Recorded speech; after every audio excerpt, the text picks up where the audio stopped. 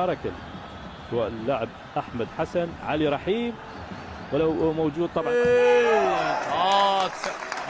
هريم تحسين هريم كردستاني. الدفاع ويلسون ناجي ناطق محمد جاسم في خط المنتصف للفريقين الشوط الاول وحتى الان مع انطلاقه شوط المباراه الثاني. كره ملعوبه على الجانب الاخر. النجف لعب بدوري الكبار موسم 87 مع هريم، يلعبها بالمنطقه، تنقطع من الدفاعات، تعود لهرديس يامن، محمد نضال الى جهه اليمين، هذا وذاك باصباغ وجوههم بالالوان المتحديه من اجل هدف واحد. خطره خطره خطره، ولكن الكره والتمرير تحضير ممتاز كان من قبل تالا في الكره الماضيه، ولكن ايضا التدخل من هرم في المباراه.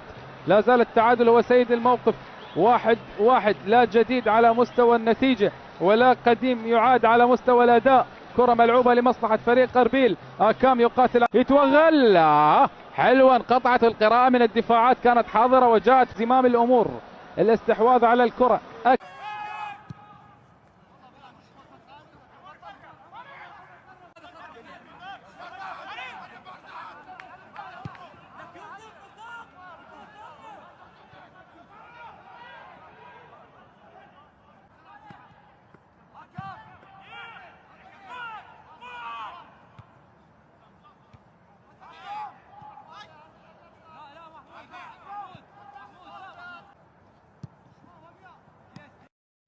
هرم تحسين نيوي ياريكا جارك تربارة